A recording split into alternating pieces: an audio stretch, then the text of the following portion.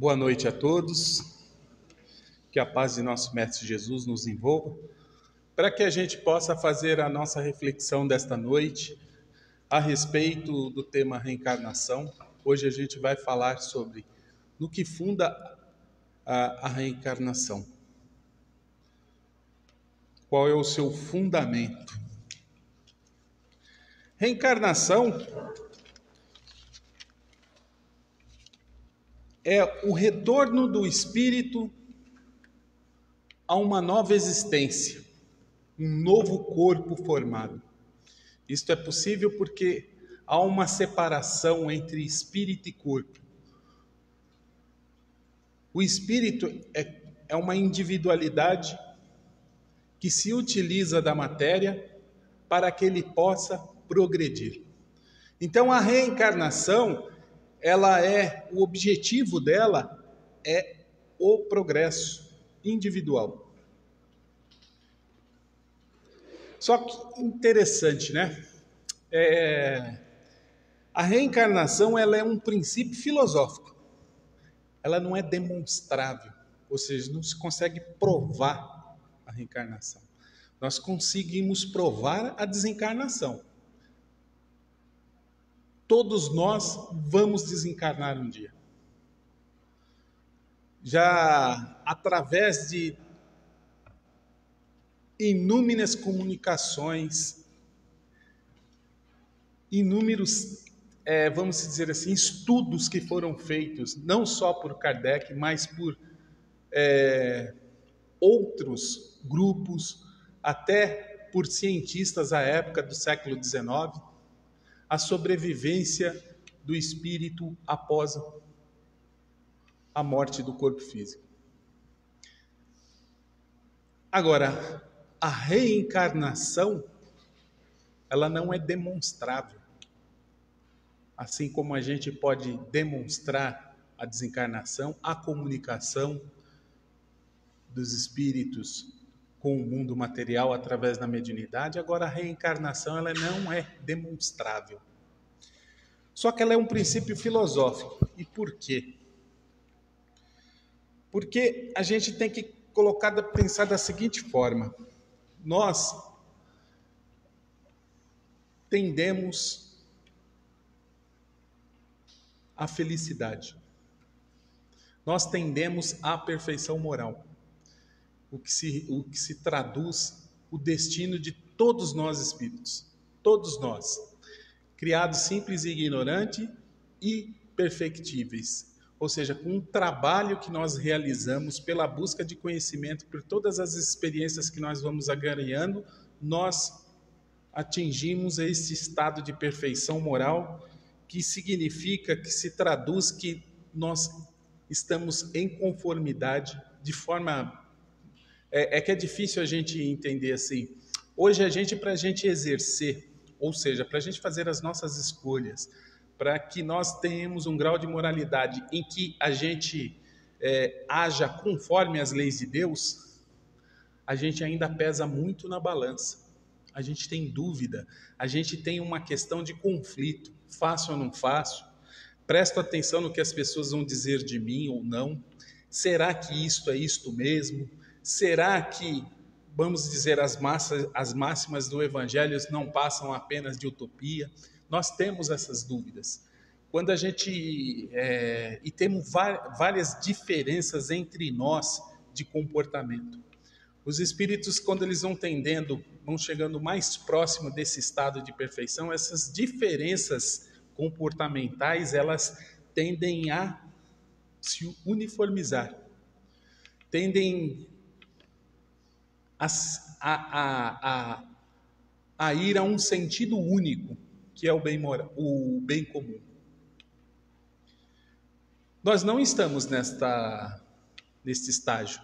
A gente percebe porque todas as vezes que a gente vai entrar em alguma conversa, algum bate-papo, normalmente nós colocamos os nossos pontos de vista, as outras pessoas também colocam os pontos de vista dela e acontece o quê?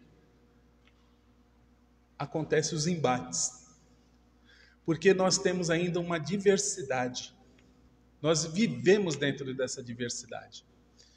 E às vezes essa diversidade no meio social também força com que a gente assim, todos nós pensamos, o espírito é uma individualidade, o trabalho que ele realiza leva ele à perfeição. Só que tudo que nós fazemos para o nosso progresso depende única e exclusivamente de nós? Hoje, se a gente parar para pensar, quantas das situações nós temos medo de assumir determinada postura, ou com medo do que as pessoas vão pensar, ou com medo de retaliação. E normalmente a retaliação ela é material. Nós temos um estágio que a matéria influencia as nossas decisões. O que faz um espírito superior ser diferente de nós neste estágio é que a matéria exerce pouca influência nas suas decisões. E por esse motivo, quando nós estamos encarnados, nós temos vamos dizer assim, uma postura diferente de quando nós estamos desencarnados e livres da matéria. Quando nós estamos desencarnados, os espíritos conseguem as suas sensações, a forma de sentir, ela é muito mais depurada. A memória de um espírito abarca todas as suas existências. Hoje nós estamos circunscritos na matéria, buscando progredir. Só que essa matéria exerce uma barreira em que nós dependemos uns dos outros também. Por exemplo, quantas pessoas elas são cerceadas no direito até de ir e vir? Quantas pessoas elas nasceram, cresceram em doutrinas que mais se prestam ao ódio? Essas pessoas elas tiveram de repente só essa experiência, só um ponto de vista. E aí elas desencarnam. Se a sorte delas estivesse em apenas uma única existência, o que seria desse destino? Como que a gente pode achar que isso é justo? Muitos de nós aqui tivemos muitas oportunidades. E muitas das vezes, por ignorância, por medo ou por algum outro detalhe, nós desistimos. Agora, por que às vezes a gente desiste?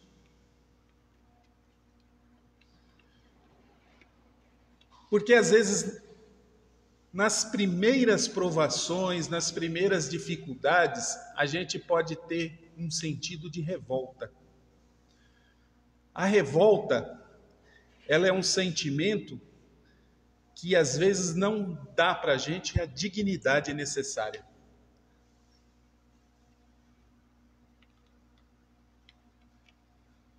Que às vezes na revolta a gente passa a não respeitar as pessoas e não se respeita também. Às vezes também o que leva ao conformismo, porque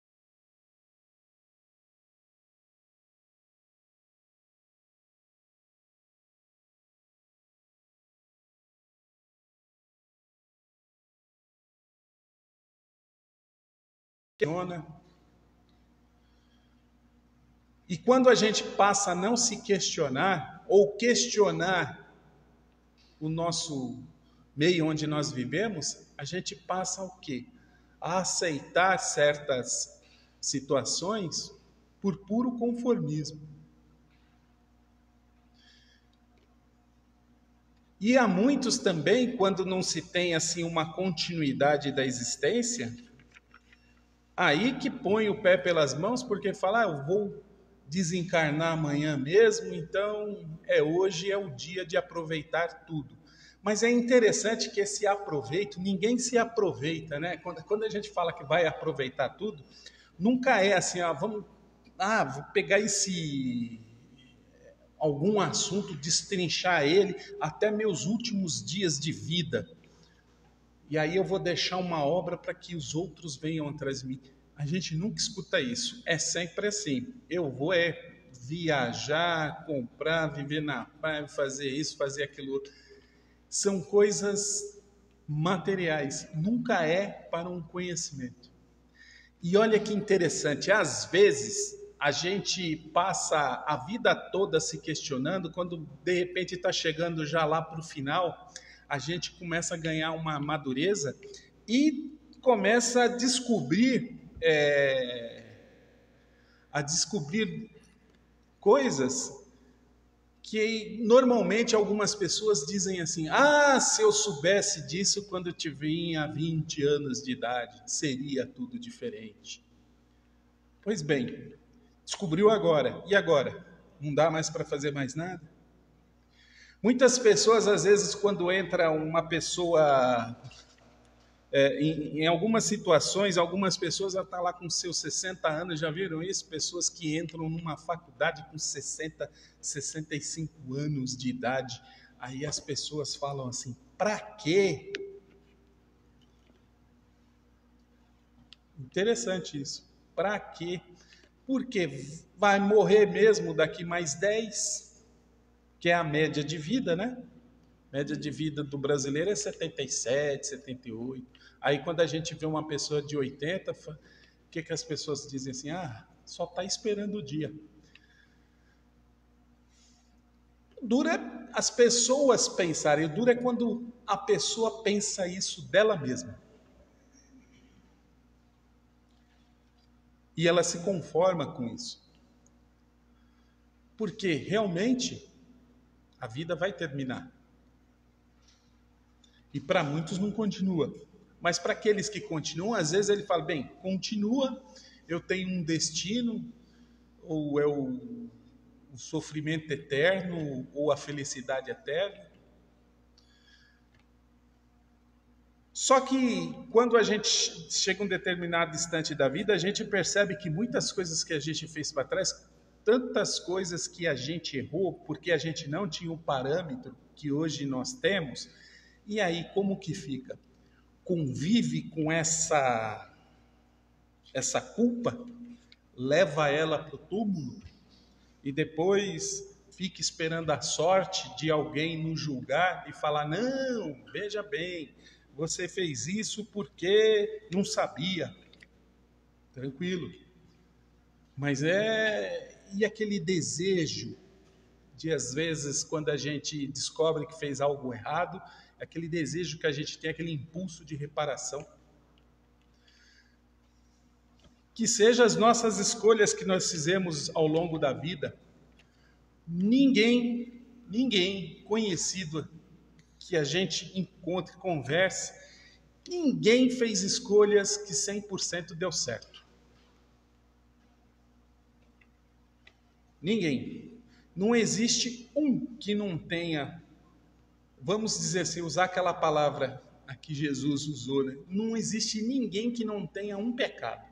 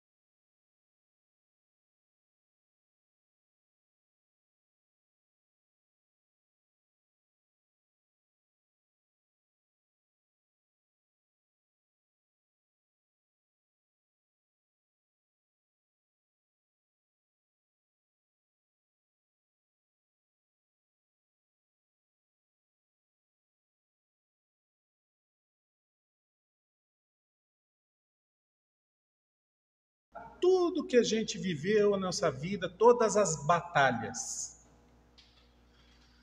a gente pode se considerar feliz? Plenamente não, mas relativamente sim. A felicidade relativa nossa aqui é ter um teto para morar, se alimentar, sobreviver e a consciência tranquila, do ponto de vista moral. Do ponto de vista material, é o teu para a sua subsistência.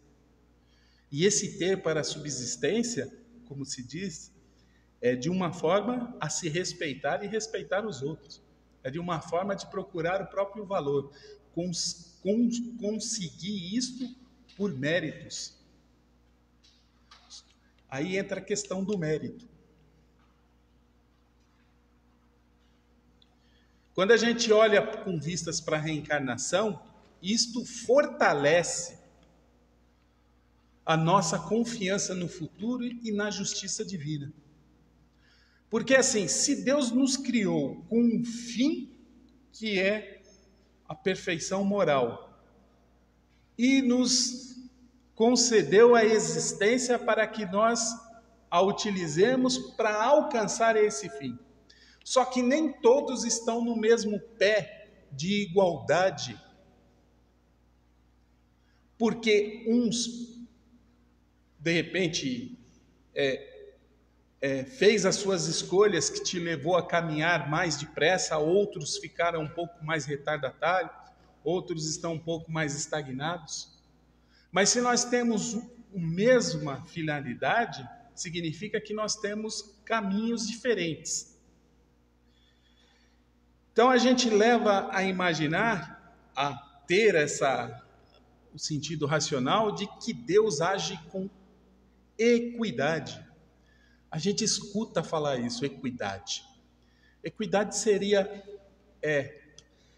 para a gente não perder aqui, agir, significa que é dar a cada pessoa o que ela precisa para que todos tenham acesso às mesmas oportunidades. Para Deus, a nossa oportunidade igual é a de progresso.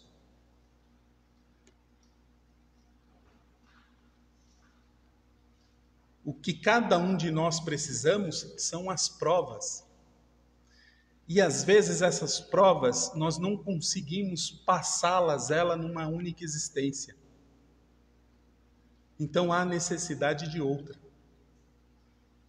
E assim se vai até que nós atinjamos este objetivo. Não tem um número,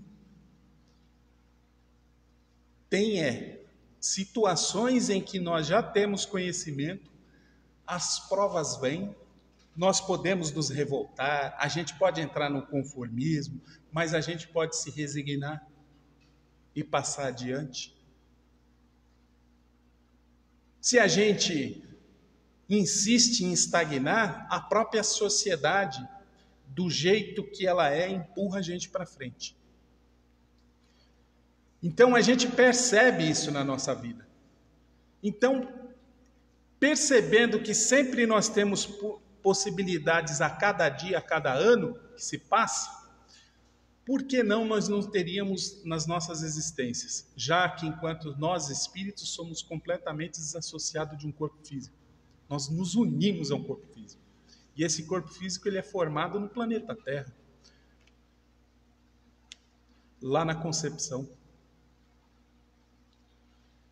É isso que a gente começa a entender, que a reencarnação, por mais que ela não seja provada significativamente, demonstrada, a Kardec colocou o nome de dogma, porque significa que é um princípio filosófico, ela não é dogmática. A gente pode contestar. Assim como tinha espíritos que a contestavam e outros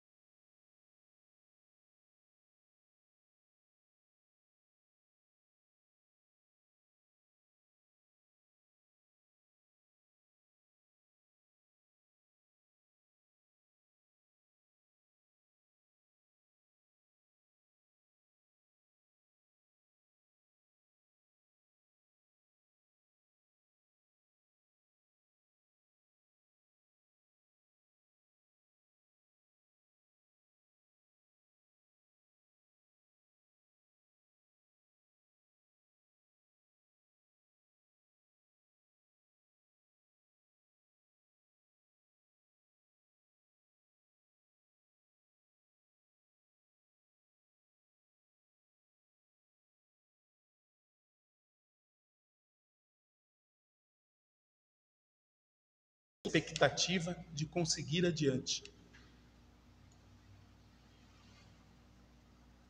Muitas pessoas podem achar que é assim, tudo bem, se eu não conseguir hoje, eu posso deixar para depois. Aí é uma coisa complexa.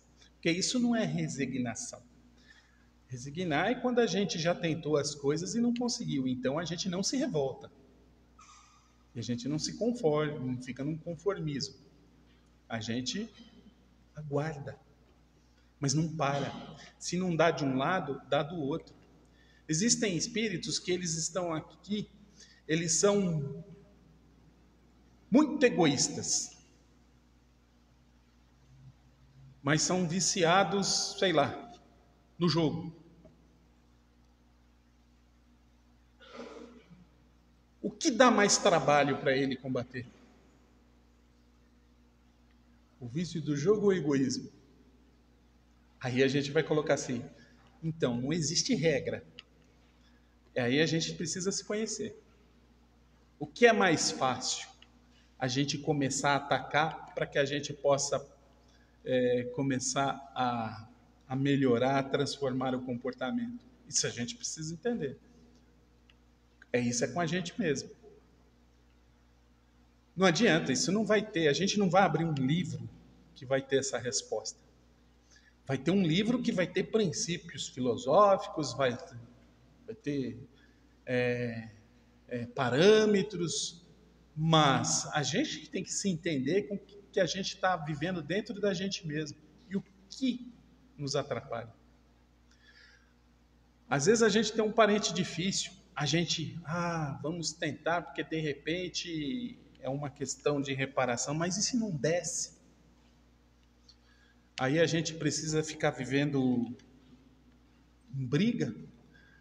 A melhor forma que tem é dar um tempinho, dar uma distância básica.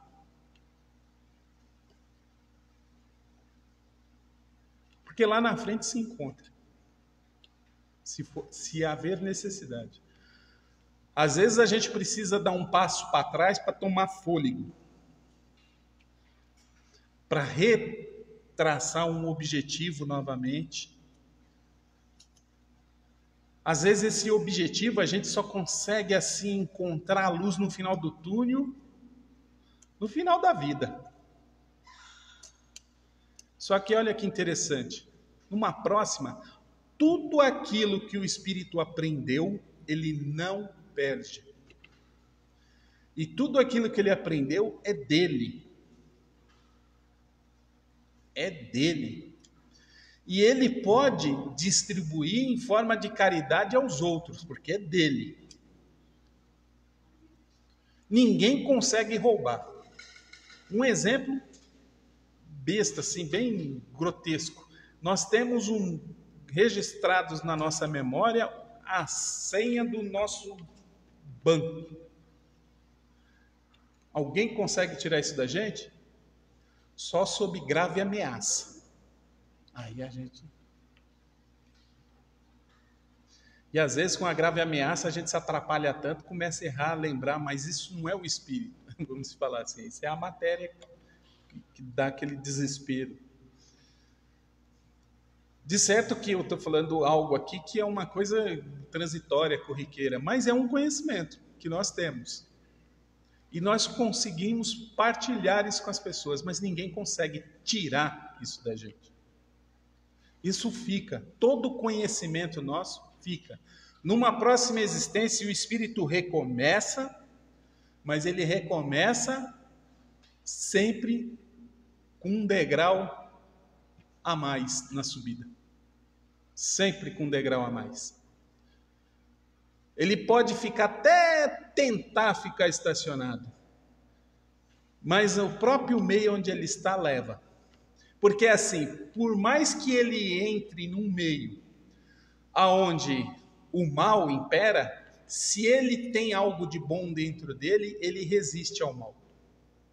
Se ele não consegue resistir ao mal, de repente ele faz uma abstenção.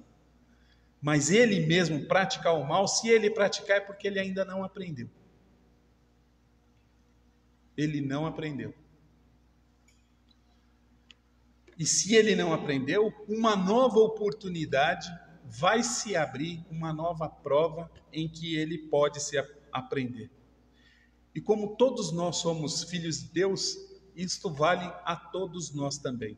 Então, a gente não precisa entrar em desespero. O que a gente precisa é tentar encontrar um ponto de solução, e às vezes a solução está em nós, às vezes o que falta é um toque de fora. Então, a gente tem aí prece, pede a Deus ajuda, pede a Deus ao santo, pede a Deus a um espírito amigo, quem quer que seja. Pede ajuda a um encarnado, a qual a gente tenha confiança. Mas o que a gente não pode é desistir. É desistir da gente e desistir daquilo que Deus, vamos falar, colocou, quando eles dizem os desígnios de Deus. Nós precisamos progredir. E nós progredimos com o trabalho. Então, que todos tenham uma boa noite e até a próxima oportunidade.